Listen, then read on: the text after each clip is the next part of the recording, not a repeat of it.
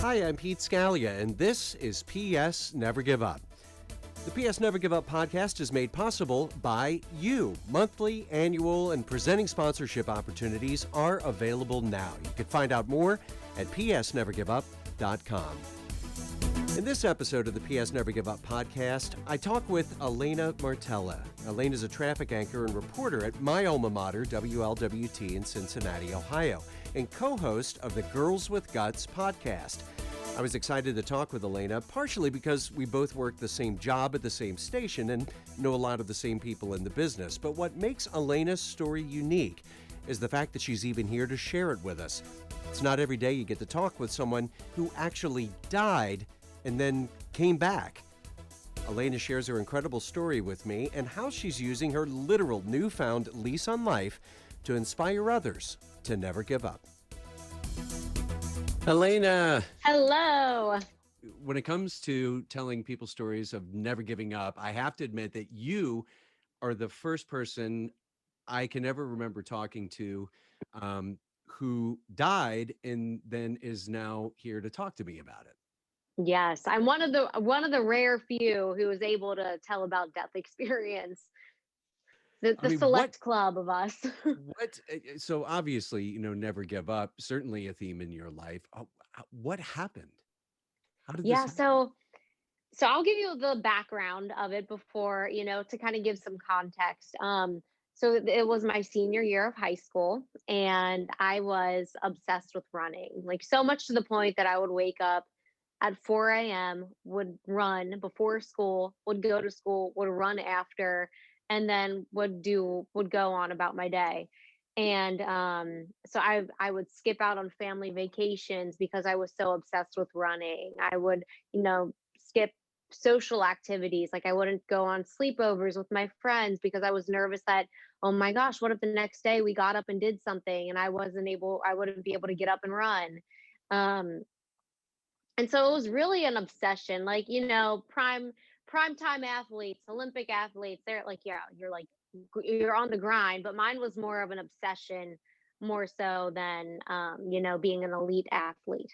I mean, what did you love about it so much? What just drove you to run all the time? I'm just a type A person for one, and I was obsessed with staying like body image, like my body image staying thin and being it, but what I didn't realize was that I was running myself to the core. Like I was losing weight, I was losing hair, I was dwindling down to like a nothing of a human, and I didn't see it, but everybody Hmm. around me saw it. How old were you at this point? I was 17. I was 17. 17 years old. Yes. Wow. Okay. Like I would wear sweatshirts in the summertime, even, hoodie sweatshirts because I would get cold all the time. And like I knew changes had to be made, but I wasn't sure how to make those changes. And Hmm. so I was just continue about living this life, and I wasn't really living. I would call it now avoiding death rather than embracing life. So it's not really a way to actually go about living your day by day. I remember my cousins, a couple of my cousins were graduating from college, and I even skipped out on their college graduations because I was afraid that, oh my gosh, I'm not going to be able to run if I go on this vacation. um so you know, one day eventually came. It was a day like any of the rest. I got up, did my little crazy girl run before school, went to school, and then ran after school, and then visited my grandma at her nursing home with my dad. And when I was at my grandma's nursing home, I felt this intense pain in my abdomen. Like it was a pain, like it felt like my insides were on fire. I can't even explain it. And it's a pain that I wouldn't even wish upon the world's cruelest dictators. I say that often, but it's like it's so true. Like on the worst people, I would never wish anybody to go through this pain. It was debilitating.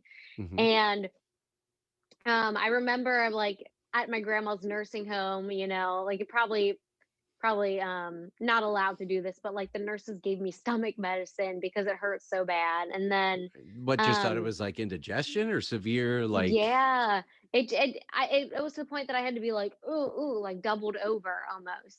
And so we weren't sure what it was. like a number of hours went past. Don't want to get like I ended up, thinking I was hungry, going to Panera Bread, passing out at Panera. You You know, passed out? I did. Yes, I passed out on the bathroom floor, and I'm a germaphobe, and I remember thinking like the cold ground was against my face, and I remember so vividly thinking, "Wow, this feels so good," because I was so hot and so lethargic from whatever it was that was happening. Yeah. And eventually we made our way back home, and I was with my dad at this point at my dad's house, and I went to bed, and I remember not really being able to sleep because I was in so much pain. Like it just kept continuing and continuing. And I remember really vividly looking out of my bedroom window that night at the moon and thinking, just let me die right now, because I didn't think I could make it through that pain. It was so intense. And I guess I got up to go to the bathroom, and I hit the vanity because I passed out, and my dad heard me hit the vanity, and he came in and saw me passed out, felt my pulse, which was racing at 167 beats per minute. And Wow. so he called an ambulance. They came and rushed me to the hospital. And my mom was there when we got to the hospital. And I remember thinking, wow, this is weird. Like, how's she already here? But she met me there. She met us there. And my dad also drove separately. So he met us there too. And I really had to pee. And I was like, Mom, please take me to go pee. And it's, At the hospital, right? yes, at the Yeah. hospital. We had Yeah. just gotten to the hospital, and I really had to pee. And so I was like really adamant that my mom helped me go pee. So, but I could barely walk because I was in so much pain. So she kind of like held me and walked me into the bathroom, and we shut the door, but she was holding me so she couldn't lock it, which is one of the best things that could have ever happened, because I went to sit down to go to the bathroom, and I just thrashed about a few times and then went limp. And at that same moment, a nurse came in with a urine sample and said, "We're going to need a urine sample." And it's then my mom's like, "I think she's dead." And she said it again, "I think she's dead." And the nurse looked, like, took one look at me and called a double code. So they rushed in with a stretcher, took me away. I mean, you just weren't not moving. You were just Yes, to- I was limp. I was completely, I coded, I went into respiratory arrest. And um I had a death experience too. I don't know if you want me to go into that, but I you can. yeah, absolutely. I mean, Okay. so I mean, Um like during this whole like you were totally aware, like at this point, that anything is happening. Like you were yes. literally just out cold and hmm So first of all, yeah, like when you die, everything goes black. Like you don't realize you're dead. yeah. But then like I was on this separate journey, and I was walking down the beach, and there was a figure next to me in white, and I never saw the figure's face, but I'm pretty confident that it was Jesus. And I just remember it being the most peaceful and tranquil walk that I've ever been on. It was like a feeling I've never felt ever before, have never felt it again, probably never will. Um, and I just remember being so at ease and loving the moment, and just like feeling free. And Mhm. we were walking down the beach towards this big bright light, and we just kept walking and walking and walking. And eventually, once we got to the end of the beach, and like the light kind of gave way, and there was a gateway. And behind the gateway was my great aunt, who was my favorite person in the whole world. And she had our arms outstretched, and she said, "Come to me, baby." And I remember thinking, like, yes, this is it. Like, I finally get to see Aunt Dodo. Her name was Fedora, but I called her Dodo. And Like your aunt was like your dead great aunt, right? Like yes, my dead great aunt. Yeah. Um, And I remember, I want to go in so bad. So I started to push the gateway open and started to step inside. And then the figure next to me was like, "Stop. It's not your time now." And then I woke up. And when I woke up, there were doctors all around me. And I remember looking at the back of the room and seeing my parents standing there and crying. And I was really confused because I had no idea why they were crying. Like, I didn't realize the magnitude of what was going on at that moment.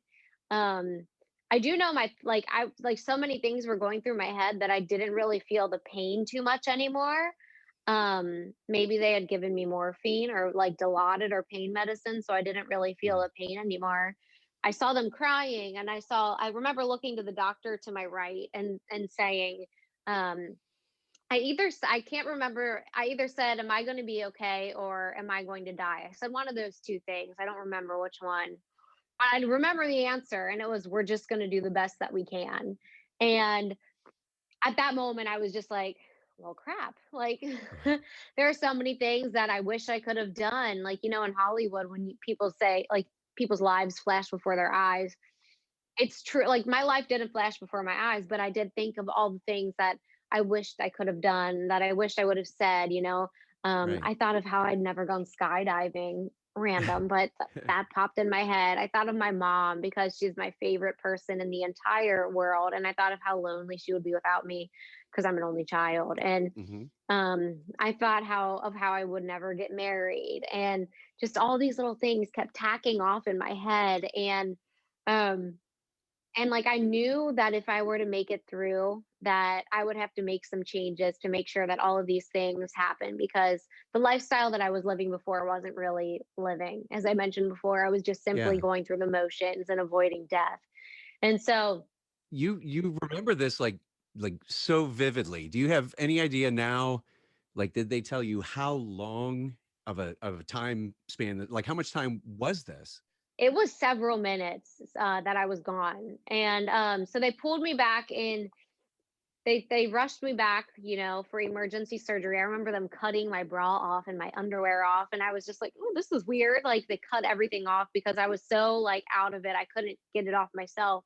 And they went in and did emergency surgery, and it turned out that my intestines had been twisting that whole time. And, when the doctor went in and to, like, look, pulled my intestines out, they just crumbled in his hands because they were so dead from twisting around. And I had died from sepsis, and I had to have about 15 feet of my small intestines removed. And they weren't sure about the remaining. You have like 20 to 25 feet of small intestines in your body. There's a lot in there. And they weren't sure what the remaining would do. They were still a little, iffy. They could go either way. So they left my stomach open for 24 hours, to peep in the next day and see how, if it looked like they were showing signs of healing. Um, so 24 hours passed, and the good news is it did show that my intestines looked like they were going to heal. So they were able to close me up, but they closed me up with an ostomy bag, which is when your intestine sticks out of your stomach and you go to the bathroom in the bag instead of the traditional out your behind. Hmm. That thing was awful. And I mean, did you go back to school at this point? Like, were you? no, no, no, no. I missed the majority of my senior year. Yeah. Um, I was in the hospital, I think, initially for at least like 4 3 4 weeks. I think I could be off, Hmm. but at least 3 weeks, maybe four. And then I finally got to go home. Actually it was I because I went home, I think, the first week of November, and it was the first week of September. So about 4 weeks for the initial stint. Um Wow. and I had the ostomy bag. That thing would break everywhere on a moment's notice, spilling everything all over me. My intestine was so flush to my skin as well, like it was little. So, like, all of the acidy, contents kind of spilled over onto my skin and was burning my skin. Um, I also couldn't eat or drink anything, so I had a port placed in my chest here, and so I had IV nutrition, TPN, and lipids, and that made my liver go bad. Um, Oh my gosh. yeah, they gave me these pills made from polar bear bile. There was a specific, I forget what the medicine is called. It's been so long, but Well, at that point, I um, think, polar bear bile, whatever, give you something to, like, yeah, help your body heal. I mean, but as this, like, kept going on, like, I mean, did you think that it was ever going to end or get it seemed, better? when you're going through something like this, it seems like it's never going to end. And I remember, I would go through, I would have good days and I would have bad days emotionally and spiritually. Like some days I would be, happy and go lucky, and then other days I would just feel really down and depressed because all my friends, it's senior year, they're all going out there, all going to high school dances, and here I am in my hospital bed and people are forgetting Mhm. about me. And it's really hard not to go down that dark tunnel. But I remember, my parents would be there and they would cheer me up, and we watched I was obsessed with CSI and Grey's Anatomy during that time. Now I can't watch it anymore. I can't watch either of those shows. Like since I've been out of the hospital, I haven't watched one episode. But Just by association, you're like, yeah, that can't do it. brings it all back. Can't do it. Yeah. But I would just try to stay positive through the whole thing, mindset is really everything. Can't control the situation, but you can control how you respond to it, and that I think is key when it comes to anything in life, no matter what you're dealing with, whether it's a medical catastrophe, whether you got laid off from your job, whether you're having relationship problems. Yeah, maybe your situation isn't that great, but it's not going to get any better by feeling down on yourself or being in a bad mood. The only way it can improve is by being in a good mood. And I remember, like, it kind of seemed like this time was taking forever through that period. Like I was like, man, this is never ending, and when am I going to Hmm. be okay? And I will never forget Dr. Park, Dr. Charles Park. Shout out to him wherever he may be right now. Last I heard, he was in Boston, but I don't know where he is now. But I remember him telling me, um, in the entire puzzle of life, this is just a piece of it. And that's stuck with me ever since then, even when, going through other situations, breakups throughout my life, or like going through, like college exams, things like that. I will always remember that quote, and I pass it on to anybody who's dealing with a hard time, and they're like, oh, okay. So that's always stuck with me. Yeah. Um, Well, and we're going to take your word for it too. I mean, because yeah. like, you died, you came back, you now have this incredible story to share. When, as time went by, like, how did this happen? How did your intestines get twisted to begin with? Yeah, so there aren't they were never really able to give me a real reason, but through my armchair doctor studies through the years, um, I've made some friends who have also had this happen to them. One of them is actually my coworker here in Cincinnati. Um, had a little. It's called a volvulus, which is when your intestines twist around each other, and Hmm. Well, you had mentioned like before too, like this is something that like commonly happens with dogs. I mean, I've with heard of that dogs. with like bloat or whatever they call it with, right? With With dogs dogs. and with horses, and Yeah. it's basically with people who are very athletic. They do a lot of running, Yeah. um, and you just kind of jostle it up a bit, and like that in combination with maybe like limited nutrients as well as too much water, it can cause a volvulus to occur. And Hmm. so we kind of have, we've never been able to get the pinpoint that that's the reason, but all of us who have had this happen have kind of seen that as the common thread among it all, that seems to be exactly what happened for us. So um Wow. crazy, right? Yeah, and one of them actually, so one of the people who I figured it out, I went to one of my dear friend, her name is Lauren Swickard. She's an actress. Check out all of her movies. She's wonderful. Um A California Christmas, she wrote it, she acted in it, and she produced it, and she filmed it all during the lockdown period of quarantine of COVID. So she's a boss, and her husband was Nice. her co-star. Yeah. So I'm giving her a good plug here. So look her up, look up Lauren and Josh Swicker. They're adorable. Anyway, so I went to her wedding. Um, and it was here actually in Cincinnati because she's from here. Hmm. Um, and it was here, I think, in July of 2019. And, I was sitting at a table, and they live in LA now. So a lot of LA people came in for the wedding. Hmm. And sitting next to me was an LA girl, and we got the meal came out, and she gave her meal to her boyfriend. I gave mine to my boyfriend at the time, um, and we both looked at each other and were like, "Wait, what's going on here?" And it turns out that she had the exact same thing happen, and And you'd never met her before. I had never met her before. We happened to be sitting exactly like right next to each other at a wedding, 500-person wedding. And she was at the table next to me from LA in Cincinnati. And we've been friends ever since. And we've been each other's support system through it all. And, she's had emergency surgery since we met. I have had one as well. And, honestly could not have gotten through it without her. And we're going to start our own podcast actually called Girls with Guts. So Perfect it works title. out Yeah. wonderfully. Well, and I Yeah. mean, you've used Yeah. this, experience that you've gone through to inspire other people. And why is that important to you to get that message out?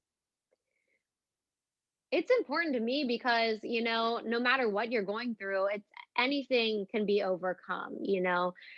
I feel that our biggest breakdowns often lead to our biggest breakthroughs in anything in life. And it's those times if you keep persevering and keep pushing forward, it's really going to make you, overcome anything that's coming, stacked against you. And I've actually created a model called the Rise Up model. And it's a 5-step proven method to overcome enormous obstacles and seize opportunities, and I share that with people throughout the community, um, and share these steps with people to overcome their What obstacles. what are the 5 steps? So the first one is take the leap. Hmm. Obviously, if you're faced with something, you have an idea or goal, vision that you want to overcome, you just have to take the leap. If you're faced with a challenge, you have to take the leap to overcome it. Hmm. Um, Specific goals get specific results is number two. Number three is break it down. So you break down those big goals into smaller, more bite sized goals, and then you stack those goals to meet the big one. Number four is look way ahead. So you anticipate what's needed and you work as if you're already there Hmm. and go forward with that. And then five is always be on your A game. So you have to, no matter how bad you feel, no matter how awful of a day you're having, no matter how sick you feel, put on that smile and make your way through because that's the only way you're going to get through. Like I said before, you can't control the atmosphere, but you can control your attitude. And that really is going to make all the difference. I mean, that could be the hardest one, though, right? Like out of all the Yes. five, admittedly. It absolutely is. Absolutely. I mean, I know I have my bad days, like the days that I'm just like, man, I just feel bummed out, but you just Yeah. got to shift the mindset. Wow. Now, how has your body healed since all of this happened? Do you still have to do like, would it be like regular maintenance? Do you have to like check in with your doctor? Is there a chance that Mm, this could happen again? I mean, I know you don't have as much going on inside there now as you yeah. did then. So hopefully this it's not something that can happen again, right? So I have so much, so they did so much in there. There's so much scar tissue. The intestines won't twist again, but it is that scar tissue that we have to look out for. When I was in college, I had to be air cared back to here to Cincinnati. I was at OU, Ohio University in Athens, had to be air cared back here for adhesion removal because they caused a bowel obstruction. I was good for about 10 years. And then just recently, in 2020, in May during COVID, the same thing happened. So I was Oh good for wow. 10 years. So that's a long time with Yeah. no problems. The adhesions happened to come back. I do think it could have also been stress induced a bit with Hmm. everything that was going on with COVID. Um, and so they had to do another adhesion removal. So I was in the hospital for 9, 10 days without any visitors after having an emergency surgery. Wow. Yeah, in May. And I do actually have a restricted diet. Like I can't Yeah. eat too many sugars because I'm missing the part of my intestines that digest sugar. I also can't have fried foods because that does a number on only having such a little amount of intestines.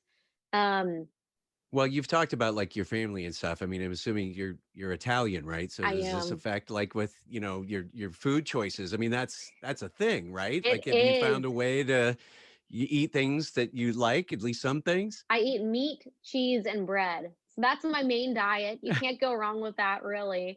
Meat, cheese, and bread is the big thing. Grains, no, no. Fruits, veggies, no, no.